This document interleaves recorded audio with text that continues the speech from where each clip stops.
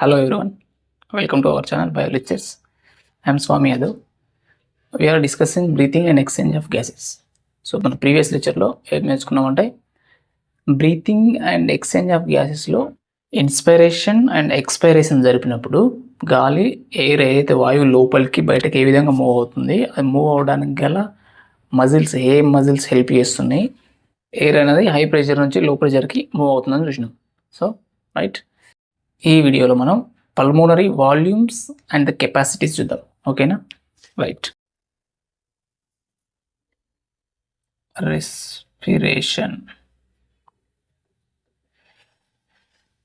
అయితే on an యావరేజ్గా a healthy human breathes about 12 to 16 times per minute. అయితే ఒక మనిషి సాధారణ హెల్దీ ఉన్న వ్యక్తి గాలి పీల్చుకొని వదలడం అనేది ఒక నిమిషానికి 12 నుంచి 16 టైమ్స్ తీసుకుంటాడు. The volume of air involved in breathing movements can be estimated by using by a meter call spirometer. అంటే మనం తీసుకున్న గాలి అనేది తీసుకొని వదిలే ఎంత గాలి అయితే తీసుకుంటున్నామో ఆ వాల్యూమ్ ఎంత మొత్తం తీసుకుంటున్నాం అనేది ఆ వాల్యూమ్ ఆఫ్ ఎయిర్ని మెజర్ చేయడానికి ఒక పరికరం వాడుతాం. సో అది స్పైరోమీటర్ అన్నమాట. So which is spirometer. So ఈ మీటర్ను ఉపయోగించి మనం వాల్యూమ్ ఎంత మొత్తం గాలి లోపలికి తీసుకుంటున్నాము అనేది మెజర్ చేయొచ్చు. Which also helps in clinical assessment of pulmonary functions. మన లంగ్స్ రిలేటెడ్ ఏదైనా డిసీజెస్ ఉన్నా, లేక సరిగా గాలి లోపలికి పీల్చుకోలేని పరిస్థితిలో కానీ, లేదంటే ఏదైనా ఇబ్బందులు ఏర్పడ్డా లంగ్స్ రిలేటెడ్ డిసీజెస్ ఏమైనా ఉన్నా కూడా ఈ పరికరం ద్వారా మనం ఎయిర్ని ఎంత మొత్తం ఎయిర్ లోపలికి తీసుకుని వెళ్తున్నాం అనేది మెజర్ చేసి మనం ఫర్దర్గా కంటిన్యూ అవ్వచ్చు అనమాట. అయితే పల్మోనరీ వాల్యూమ్స్ అండ్ కెపాసిటీస్ చూద్దాం. Right. Pulmonary volumes and capacities.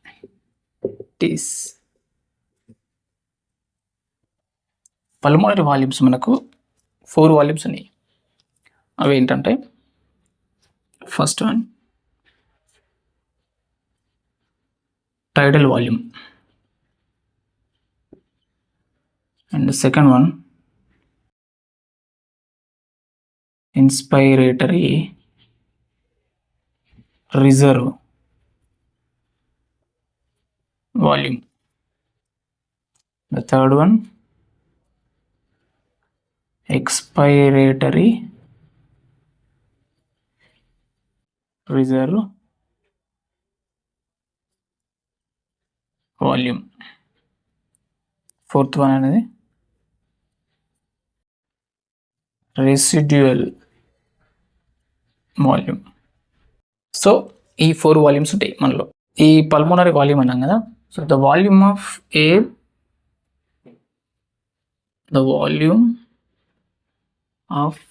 Air take in and out.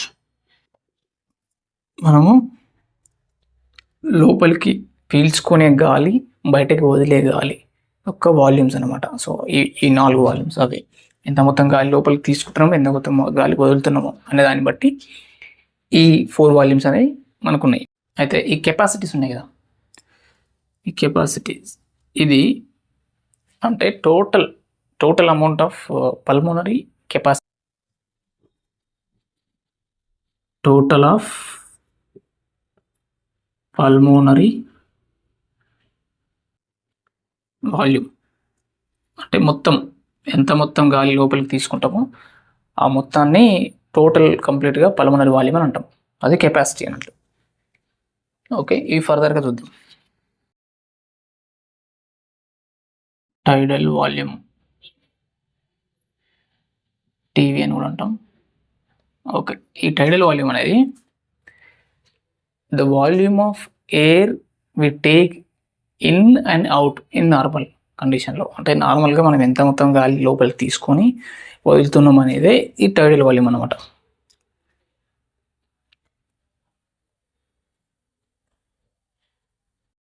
Volume of air take in and out normally. అంటే నార్మల్గా ఉన్నప్పుడు, అంటే ఫోర్స్ఫుల్గా కాకుండా నార్మల్గా ఉన్నప్పుడు ఎంత మొత్తం గాలి లోపలికి తీసుకుంటున్నాం, ఎంత మొత్తం గాలిని వాయువుని బయటకు వదులుతున్నాం అనేది. సో ఎంత అంటే మనం around 500 ml 500 ml of volume మనము తీసుకొని వదులుతాం నార్మల్ కండిషన్. తర్వాత ఇన్స్పైరేటరీ రిజర్వ్ వాల్యూమ్ ఐఆర్వి. సో ఇదేంటి అంటే మనం ఫోర్స్ఫుల్గా గాలిని తీసుకోవడం అనమాట. సో నార్మల్గా తీసుకోవడం కాకుండా అడిషనల్గా అడిషనల్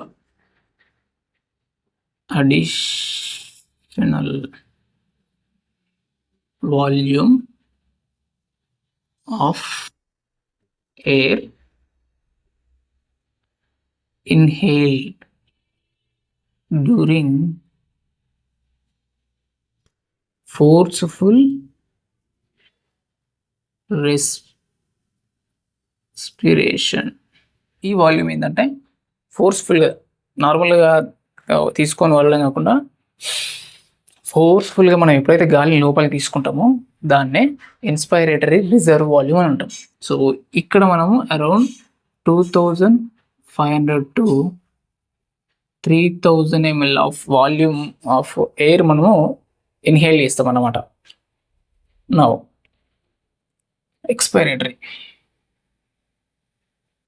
ఎక్స్పైరేటరీ రిజర్వ్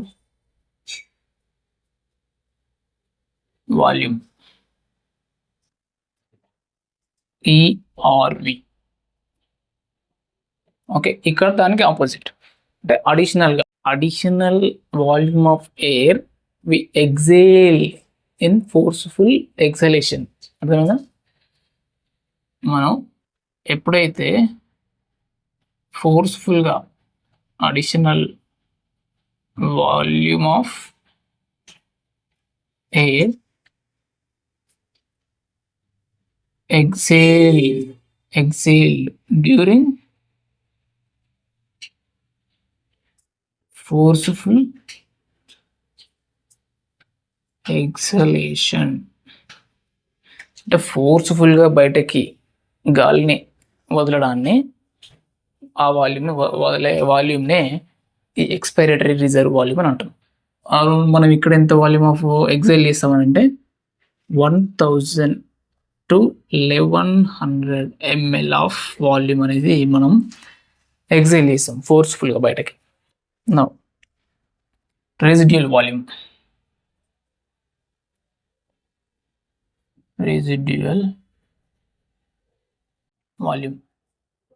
ఆర్వి అంటాం. సో ఈ వాల్యూమ్స్ చాలా ఇంపార్టెంట్. నాకు ఎగ్జామ్స్లో ఈ బిట్లోంచి ఖచ్చితంగా ఒక క్వశ్చన్ 100% వస్తుంది. సో అదనమాట రెసిడ్యూయల్ వాల్యూమ్. అంటే మనం ఎంత గాలిని బయటకు వదిలినా కూడా, ఎంత ఫోర్స్ఫుల్గా గాలి బయటకు వదిలినా కూడా స్టిల్ కొంత గాలి రిమైనింగ్ ఇన్ ద లంగ్స్లో ఉంటుంది. దాన్నే రెసిడ్యూయల్ వాల్యూమ్ అని అంటాం. సో ఆ గాలి ఎందుకు రిమైనింగ్ ఉంటుంది అంటే due to the negative pressure. మన లంగ్స్లో కొంత నెగిటివ్ ప్రెషర్ ఉంటుంది. సో ఆ నెగిటివ్ ప్రెషర్ వల్ల కొంత అమౌంట్ ఆఫ్ కొంత వాల్యూమ్ ఆఫ్ ఎయిర్ అనేది రిమైనింగ్ అయి ఉంటుంది అన్నట్టు మన లంగ్స్లో. సో అది మన లంగ్స్ కొలాప్స్ కాకుండా హెల్ప్ చేస్తుంది. So volume of air remain in the lungs even after forceful expiration. అర్థమైందిగా? సో మనం ఎంత ఫోర్స్ఫుల్గా బయటకు గాలి వదిలినా కూడా ఎంత కొంత అమౌంట్ అనేది రిమైనింగ్ ఉంటుంది. దాన్నే రెసిడ్యూయల్ వాల్యూమ్ అంటాం. ఇక్కడ మనకు 1100 నుంచి 1200 ml of volume of air అనేది రిమైనింగ్ ఉంటుంది ఆల్వేస్. ఓకే, నౌ ఇప్పుడు ఈ tidal volume and inspiratory reserve volume చూద్దాం. Tidal volume and inspiratory reserve volume కలిసి మనకు ఇన్స్పైరేటరీ కెపాసిటీ అవుతుంది. ఐసి ఇది ఎలా అంటే IC equals to tidal volume plus IRV. So ఈ ఇన్స్పిరేటరీ కెపాసిటీ అనేది ఏంటంటే total volume of air that we inhale after normal exhalation. అంటే ఇప్పుడు నార్మల్గా మనం ఎప్పుడైతే గాలి పీల్చుకొని వదులుతున్నామో నార్మల్ ఎక్సలేషన్ చేసిన తర్వాత ఫోర్స్ఫుల్గా వాయువుని లోపలికి పీల్చుకునే ఆ టోటల్ ఎంత అమౌంట్ తీసుకుంటామో దాన్ని ఆ కెపాసిటీని ఇన్స్పిరేటరీ కెపాసిటీ అంటాం అన్నమాట. So total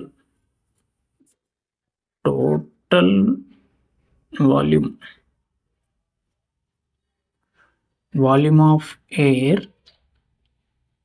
inhaled after normal exhalation. అంటే నార్మల్గా గాలి బయటకు వదిలిన తర్వాత ఫోర్స్ఫుల్గా మనం తీసుకునే కెపాసిటీ అనమాట. దాన్నే ఇన్స్పిరేటరీ కెపాసిటీ అంటాం. నా ఎక్స్పైరేటరీ అండ్ టైడల్ వాల్యూమ్ తీసుకుంటే ఎక్స్పైరేటరీ కెపాసిటీ ఈజీ. అయితే ఇక్కడ ఈసీ ఈక్వల్స్ టు మనకి ఏమొస్తుంది, టైడల్ వాల్యూమ్ వస్తుంది ప్లస్ ఎక్స్పైరేటరీ రిజర్వ్ వాల్యూమ్. ఇక్కడ ఏంటంటే దానికి opposite total volume of air that we exhale after normal inhalation. అంటే మనం నార్మల్గా గాలి పీల్చుకున్నప్పుడు ఫోర్స్ఫుల్గా బయటకు వదిలే వాయువు, నార్మల్ తీసుకున్న తర్వాత ఫోర్స్ఫుల్గా బయటకు వదిలే ఆ వాయువు మొత్తాన్ని, ఎంత మొత్తం వాల్యూమ్ అయితే బయటకు వదులుతామో దాన్ని ఎక్స్పైరేటరీ కెపాసిటీ అంటాం. So total volume of air exhaled after normal inhalation. అర్థమైందిగా? Now residual volume. ఇక్కడ residual volume and expiratory reserve volume రెండు కలిపి మనకు ఫంక్షనల్ రెసిడ్యుయల్ వాల్యూమ్ అవుతుంది. Functional residual capacity FRC, functional residual capacity. ఈ ఫంక్షనల్ రెసిడ్యుయల్ కెపాసిటీ అనేది FRC equals to మనకు residual volume వస్తుంది ప్లస్ ఎక్స్పైరేటరీ రిజర్వ్ వాల్యూమ్ వస్తుంది. ఈ ఫంక్షనల్ రెసిడ్యుయల్ వాల్యూమ్ అనేది the total volume of air remaining in the lungs after normal expiration or exhalation. నార్మల్గా గాలిని బయటకు వదిలిన తర్వాత, నార్మల్ ఎక్సలేషన్ గాలిని బయటకు వదిలిన తర్వాత రిమైనింగ్ మిగిలి ఉన్న ఆ వాల్యూమ్ ఆఫ్ ఎయిర్ని ఫంక్షనల్ రెసిడ్యుయల్ వాల్యూమ్ అంటారు. So total volume of air remaining in the lungs after normal expiration. అర్థమవుతుందిగా? ఓకే, ఇక్కడ చూడండి, మనం ఆర్వి ఈఆర్వి రెండింటిని కలిపి ఫంక్షనల్ రెసిడ్యుయల్ వాల్యూమ్ అన్నాం. ఫంక్షనల్ రెసిడ్యుయల్ వాల్యూమ్ అంటే ఇప్పుడు ఫర్ సపోజ్ లంగ్స్, ఇక్కడ లంగ్స్ కదా, మనకు ఆర్వి అనేది మనం ఎంత ఎక్స్పైరేషన్ రిమైనింగ్ వాల్యూమ్ అన్నాం కదా. తర్వాత ఇది ఎక్స్పైరేటరీ రిజర్వ్ వాల్యూమ్ మన లంగ్స్ లోపల ఉండేది. దాని తర్వాత ఏముంటుంది, టైడల్ వాల్యూమ్. మనం ఎప్పుడైతే నార్మల్గా ఎక్స్పైరేషన్ చేసినామో, నార్మల్గా గాలిని బయటకు వదిలినప్పుడు టైడల్ వాల్యూమ్ అనేది వెళ్ళిపోతుంది. వెళ్ళిపోయిన తర్వాత ఏముంటుంది రిమైనింగ్, ఈఆర్వి అండ్ ఇది. సో ఈ రెండింటిని కలిపి మనం ఫంక్షనల్ రెసిడ్యుయల్ కెపాసిటీ అంటాం. సేమ్ ఇక్కడ చూద్దాం. కెపాసిటీ అండ్ ఇన్స్పిరేటరీ కెపాసిటీ, ఈ రెండింటిని కలిపి మనం వైటల్ కెపాసిటీ అంటాం. వైటల్ కెపాసిటీ అంటే విసి ఈక్వల్స్ టు మనకు IRV plus tidal volume plus ERV. ఈ వైటల్ కెపాసిటీ అనేది మనం రెండు రకాలు చెప్తాం. ఒకటి total amount of air inhaled during forceful expiration, అంటే ఫోర్స్ఫుల్గా ఎక్స్పైరేషన్ బయటకు గాలి వదిలిన తర్వాత మనం తీసుకునే టోటల్ అమౌంట్ ఆఫ్ ఎయిర్ని వైటల్ కెపాసిటీ అంటాం. లేదంటే total volume of air exhaled during or exhaled after forceful inspiration, మనం ఫోర్స్ఫుల్గా గాలి లోపలికి తీసుకున్న తర్వాత వదిలే ఆ మొత్తం వాల్యూమ్ని వైటల్ కెపాసిటీ రెండు రకాలుగా చెప్పొచ్చు. So total amount of air that we inhale after forceful expiration, or we can say total volume of air exhaled after forceful inspiration. అట్లా టోటల్ లంగ్ కెపాసిటీ చూద్దాం. Total lung capacity TLC equals to మనకు total అన్నీ వచ్చేస్తాయి అన్నట్టు. అంటే IRV plus TV plus ERV plus RV. Okay, so ఇది total amount of total lung capacity. For example we can also write like this, VC plus RV అని కూడా రాయొచ్చు. ఎందుకంటే వైటల్ వాల్యూమ్, మనకి ఈ వైటల్ వాల్యూమ్ ఈ మూడు కలిపి వస్తున్నాయి కదా, ఐఆర్వి టీవీ ప్లస్ ఈఆర్వి. అట్లా ఫర్ సపోజ్ ఇక్కడ నేను మీకు అర్థమయ్యేటట్టు వస్తాను. ఇది మన లంగ్ అనుకుంటే ఇదేమో ఆర్వి, ఇదేమో ఈఆర్వి, ఇది టైడల్ వాల్యూమ్. ఓకే, తర్వాత ఐఆర్వి ఎక్స్పైరేటరీ రిజర్వ్ వాల్యూమ్. సో ఈ టోటల్ కలిపి ఈ మొత్తాన్ని టోటల్ లంగ్ కెపాసిటీ అంటాం. అది అర్థమైందా? డెఫినేషన్ చూసుకుంటే total volume of air present in the lungs after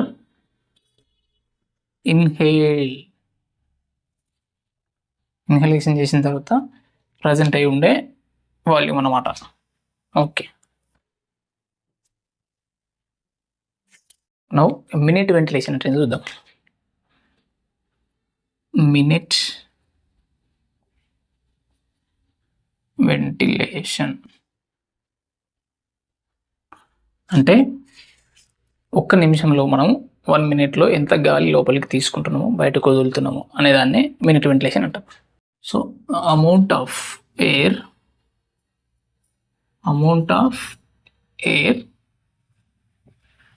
in and out in 1 minute. 1 minute ఎంత గాలిని లోపలికి తీసుకుంటున్నాం, ఎంత గాలిని బయటకు వదులుతున్నాం అనేది మినిట్ వెంటిలేషన్.